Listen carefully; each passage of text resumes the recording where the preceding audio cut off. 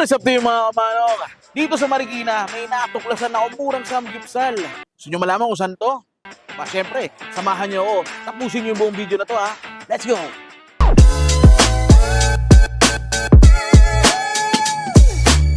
Dito tayo sa Let's Meet in Marikina. Dito yan sa Concepcion 1. Dito mga manong, buffet style yung kanilang samgyup. Makita nyo, naka-ready yung mga pagkain nila rito. So, ikaw yung kukuha. So, ngayon, tayo yung kukuha.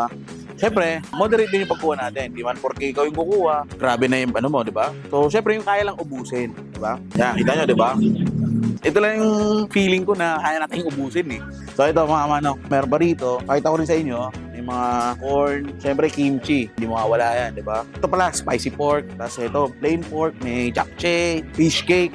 Sobrang dami, di ba? For as low as 199 mga kamanong. Ito, makakuha po rito. So, yan mga kamanong, kuha lang kami. Tapos, balikan ko yun.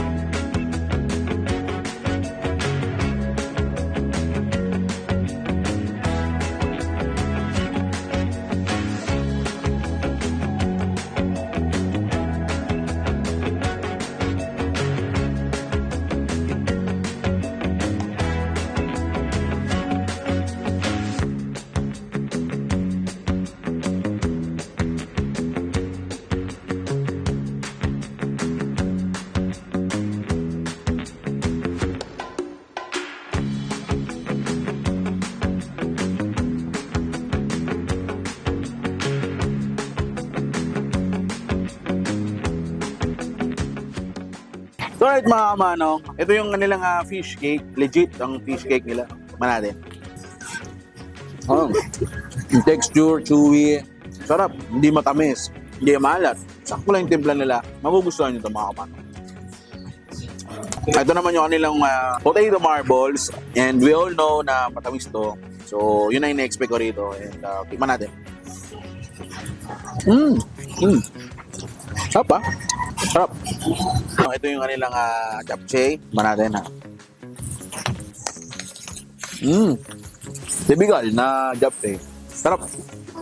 Sorry mga manong, ito yung kanilang kimchi. Ang sarap. Siyempre, bagay yan sa meat. Sarap. Ito yung lettuce nila, no? Lettuce pa lang, parang lotus na. Pwede mo nga ipamahipay, aray ko. Muna natin. Hingin natin dyan. Kasi natin kimchi. Tupiin natin na parang pagtutpi sa'yo ng girlfriend mo kapag galit sa'yo. Cheers everyone! Parang kumakain ng mamahaling samgyupsal mga kaman. Ganun yung level ito.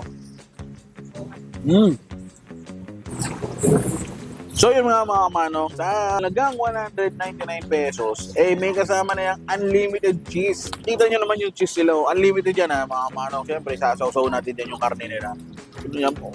Gaano ka-cheesy yan. Wow. Siyempre, manatin to. Diba? So ko lahat maka-coat ng cheese. Cheers everyone! Sarap ng cheese, mamahalin.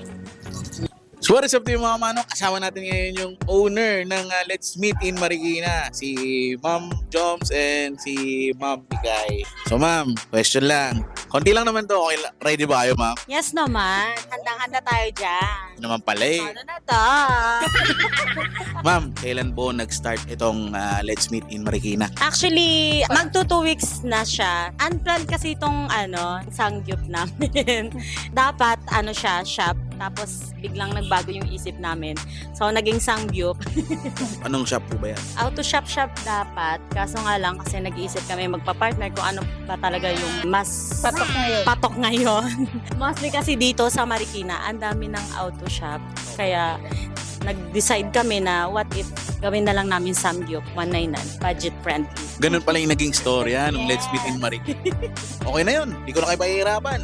Ma'am, sabihin nyo lang po kung saan po yung location ng restaurant nyo.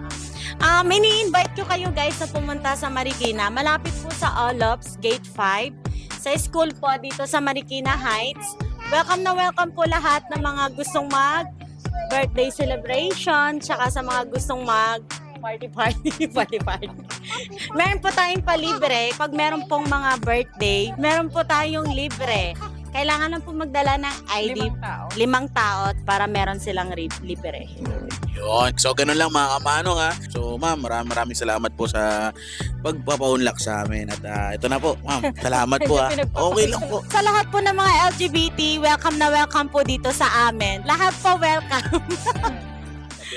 So yun na nga mga kamanong, natikman na nga natin yung samgyupsal dito sa Marikina. So para matikman yun, puntahan nyo na mga kamanong, sulit ang 199 nyo rito. O paano mga kamanong?